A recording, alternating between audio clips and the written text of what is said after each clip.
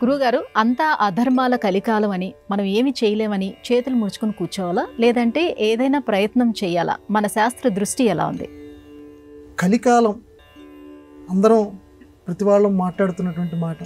ఎక్కడైనా అధర్మం బాగా చెలరేగిపోతుంటే కలికాలం, ఎక్కడైనా మోసం బాగా ఉంటే కలికాలం అంటుంటాం. కలి అంటే కలిసి ఉన్నటువంటి వాళ్ళని విడగొట్టేవాడు అని అర్థం. చూడండి, కలి కలిసి ఉన్నటువంటి వాళ్ళని విడగొట్టేవాడు. ఇప్పుడు ఆధునిక యుగంలో కూడా మనం దాన్ని గమనిస్తున్నాం. అన్నదమ్ముల్ని విడగొడతాడు, అక్క చెల్లెల్ని విడగొడతాడు, ఆత్మీయుల్ని విడగొడతాడు. ఇది ఎక్కడ ప్రారంభమైందంటే ఆ క్షీరసాగర మథన సమయంలో దేవతలు రాక్షసులు చెరొక పంక్తిలో కూర్చున్నారు. అమృతం వచ్చిన తర్వాత మనకు తెలుసు. వచ్చిన తర్వాత ఇప్పుడు మోహిని రూపంలో విష్ణుమూర్తి ఏం చెప్పాడంటే, కలిపురుషుణ్ణి పిలిచి వీళ్ళ మనస్సుల్లోకి నువ్వు ప్రవేశించు నాయనా అని చెప్పాడు. వాళ్ళ మనస్సులు అప్పటిదాకా పాపం ఆ రాక్షసులు చాలా ఐకమత్యంగా ఉండేటువంటి వాళ్ళు. ఐకమత్యంగా ఉండేటువంటి వాళ్ళు ఒక్కసారిగా ఈ కలిపురుషుడు ఎప్పుడైతే వాళ్ళ మనస్సుల్లోకి ప్రవేశించాడో వెంటనే నాది నాది నాది, నాకే నాకే నాకే అనేటువంటి భావన స్టార్ట్ అయింది. అందుకని అప్పటిదాకా మామూలుగా వరుసలో కూర్చున్నారు. ఆవిడ వడ్డన చేస్తోంది, దగ్గరకు వస్తుంది. దేవతల వరుస అయిపోయిన తర్వాత వడ్డన వస్తుంది. అప్పుడు ఈ కూర్చున్నటువంటి రాక్షసుల్లో ముందు నాకే రావాలి, ముందు నాకే దక్కాలి, ఆ అమృతం ముందు వాడికి దక్కటానికి వీల్లేదు అని వీళ్ళల్లో వీళ్ళు కొట్లాడుకోవటం ప్రారంభించారట. అది కలిపురుషుడు చేసినటువంటి మాయ. ఆ కలిపురుషుడి మాయే ఇదిగో ఈ కలియుగంలో ఇప్పటికీ కూడా అలాగే వస్తూనే ఉంది. మరి ఈ అధర్మాల కలియుగం ఎందుకంటే అసలు నిజానికి మనకు అనిపిస్తుంది దేవుడు పుణ్యం కింద దీన్ని మార్చచ్చు కదా. మొత్తం అంతా కూడా స్వామి చేతుల్లోనే ఉన్నప్పుడు ఒక ద్వాపర యుగంలోనో లేకపోతే కృతయుగంలోనో త్రేతాయుగంలోనో ధర్మం ఎలాగుందో ఆ ధర్మాన్నే ఈ కలియుగంలో కూడా పెట్టవచ్చు కదా. ఎందుకని ఈ కలియుగంలో ప్రత్యేకంగా దీన్ని ఆ కలియుగం అని చెప్పి లేకపోతే అధర్మయుగం అని చెప్పి దీన్ని ఇంత నాశనం చేయటానికి కారణం ఏమిటి? అందరిలోనూ మంచి బుద్ధులే స్వామి పెట్టవచ్చు కదా అని అంటే ఇది యుగ ధర్మము అని అన్నారు. దీనికి జవాబు అంటే ఒక్కొక్క యుగానికి ఒక్కొక్క ధర్మం ఉంటుంది. ఆ ధర్మంలో అది దేవుడు కూడా మార్చలేనటువంటి ధర్మశాసనాలు కొన్ని ఉంటాయట. ఆ ధర్మశాసనాల్లో ఈ కలియుగ ధర్మాన్ని ఇంతే మళ్ళీ ఆ రిపీట్ అవుతూ ఉంటుంది. మళ్ళీ తిరిగినప్పుడు మళ్ళీ కృతయుగం, త్రేతాయుగం, మళ్ళీ ద్వాపరయుగం, కలియుగం. కాబట్టి ఈ యుగ ధర్మం ఏంటంటే ఒకరినొకరు కొట్టుకోవటం, ఒకరి మీద ఒకరు మోహపడటం, ఇది నాది అనే స్వార్థంతో కుమిలిపోవటం, ఇది యుగ ధర్మం. కాకపోతే దైవం ఒక చక్కటి దీనికి సంబంధించి మనకి ఏం చెప్పాడంటే ఈ కలియుగం నుంచి రక్షణ పొందాలి అని అంటే నాయనా చక్కగా నువ్వు దైవ కృపతోటి దైవ కార్యక్రమాలు నువ్వు చేస్తే ఈ కలియుగంలో నువ్వు రక్షించబడతావు. హనుమంతుడు దీనికి చెప్తాడు ఈ విషయం. మహాభారతంలో భీముడు సౌగంధిక పుష్పం తీసుకురావడానికి బయలుదేరతాడు. ద్రౌపది అడుగుతుంది, సౌగంధిక పుష్పం నాకు తెచ్చిపెట్టమంటే. బయలుదేరుతున్నప్పుడు దారిలో ఈ హనుమంతుడు కనపడతాడు. పెద్దగా తోకని ఇలాగ పరిచేసేసి భీముడు మామూలు కోతి కదా అనుకొని పక్కదలే అని కొంచెం తిరస్కార భావంతో అని అంటే, నాయన పెద్దవాడిని అయిపోయాను నేను,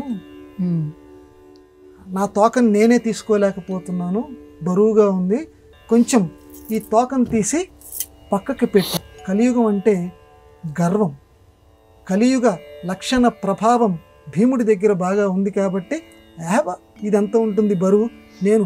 ఎందుకంటే భీముడు 10,000 ఏనుగుల బలంట. ఒకసారి ఊహ చేయండి అమ్మ. ధృతరాష్ట్ర మహారాజుకి ఎంత బలం ఉందో భీముడికి అంత బలం ఉంది. 10,000 ఏనుగుల బలం.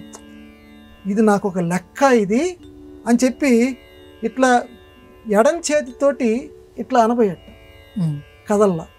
2 చేతులతోటి ఆ హనుమంతుల వారి యొక్క తోకని కదపటానికి ప్రయత్నం చేశాడు, కదల్లా. ఓరు నాయనో, ఇదేంట్రా, నాకు ఇన్ని వేల ఏనుగుల బలం నా దగ్గర ఉందనుకున్నాను, ఇది కదలటం లేదని చెప్పి బాగా తీవ్రంగా ప్రయత్నం చేశాడు, కదల్లా. అప్పుడు ఎరా తమ్మయ్య, తమ్ముడు అవుతాడు కదా, ఇద్దరు వాయునందనలే కదా, కదల్చగలవా అన్నాడు. అప్పుడు ఈయన వాయునందుడు అన్నయ్య ఆంజనేయుడిని గమనించి ఒక్కసారి మహాభారతంలో వస్తుంది, నమస్కారం చేశాడు ఆంజనేయ స్వామికి. చేసిన తర్వాత, నాయనా నీతో కలిసి మాట్లాడదామని చెప్పి నేను దారిలో వచ్చి కూర్చున్నాను. ఎందుకంటే ఆంజనేయుడి యొక్క స్వభావం ఏంటంటే, తను ఎవరికైతే మేలు చేయదలుచుకున్నాడో, తనని ఎవరైతే నిరంతరం కనుక ఆరాధిస్తూ ఉంటారో వాళ్ళకి ఏదో ఒక రూపంలో పక్కన కనపడుతూ ఉంటాడట. అది ఆయన అని చెప్పి మనం గ్రహించే లోపల ఆయన తుర్రుమంటుంటాడు. వచ్చింది ఈయన అని చెప్పి మనం గ్రహించేసి ఆయన కాళ్ళు పట్టుకోవాలి.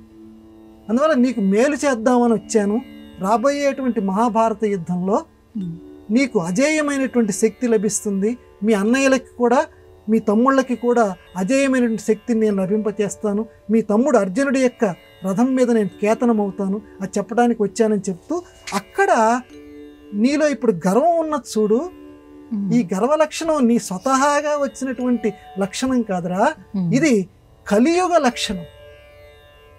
కలియుగానికి సంబంధించి ప్రతివాడికి కూడా నేనే, నాది అనేటువంటి ఒక గర్వం, అహంకారం ఉంటుందిరా. ఇదిగో ఈ గర్వ లక్షణం నీలో ఉంది, కలియుగ లక్షణం నాయన ఇది. ఈ కలియుగ లక్షణం వల్లే నువ్వు నేను చేయగలను, నాకెవరి తోడ్పాటు అక్కర్లేదని చెప్పి గర్వించావు అని చెప్తూ కలియుగ లక్షణాలు మొత్తం చెప్తాడమ్మా అక్కడ. కలియుగంలో వ్యక్తులు ఎలా ఉంటారు అని, ఈనాటి ఆధునిక సమాజానికి సంబంధించి మనం ఏవైతే దుర్లక్షణాలు అనుకుంటున్నామో, అందుకని మహాభారతం అందుకే గొప్పది. అందులో ఉన్నది లోకంలో ఉంది, లోకంలో ఉన్నదంతా కూడా మహాభారతంలో ఉంది. అందువల్ల ఆధునిక సమాజానికి ఇప్పుడు ఏ రకంగా దుశ్చర్యలు ఏవైతే ఉన్నాయో ఇవన్నీ కలియుగ లక్షణాల కింద. అన్నదమ్ములు కొట్టుకుంటారు, పొడుచుకుంటారు, చంపుకుంటారు, ప్రజల మీద విపరీతమైనటువంటి పన్నులు రాజులు వేస్తారు, ప్రజలందరూ తిరుగుబాటు చేస్తూ ఉంటారు, ఒకరి మీద ఒకరికి నమ్మకం ఉండదు, అవినయాలు పెరిగిపోతాయి, దుర్లక్షణాలు ఉంటాయి. ఇవన్నీ చెప్తాడమ్మా. మనం ఏవైతే దుర్లక్షణాలు అనుకున్నామో అవన్నీ కూడా చెప్తూ, అయితే వీటన్నింటికి ఒక నివారణ ఉంది. ఏమిటా నివారణ అంటే, తపస్సు చెయ్యాలి. తపస్సు గనక చేస్తే ఈ కలియుగ దోషాలను ఎవడైనా పోగొట్టుకోగలడు. మరి తపస్సు చేయటం అని అంటే అది అందరి వల్ల కాదు. కూర్చొని ఒక్క నిమిషం ఎవరికి మనస్సు నిలవదు ఈ కలియుగంలో. మరి తపస్సు చేయటానికి దుర్బలులే. కానీ ఈ కలియుగంలో ఇంకొక మోక్షోపాయం చెప్తున్నాను, నామస్మరణం. అది కూడా కలియుగం నుంచి ఉద్ధరిస్తుంది. ఇంకొక గొప్ప లక్షణం చెప్తున్నాను, ఈ కలియుగం నుంచి రక్షించటానికి దానం చేయాలి. అది గొప్ప లక్షణం అమ్మ. దానం అంటే తనకున్నది ఇతరులకు ఇవ్వటం, అది ఎంత కష్టసాధ్యమైన విషయం. తను సంపాదించింది అది కనుక నువ్వు దానం గనక చేస్తే ఈ కలియుగ ప్రభావం నుంచి నువ్వు తప్పించుకుంటావు అని చాలా విషయాలు చెప్తాడు, ఈ కలియుగం నుంచి తప్పించుకునే విషయాలు.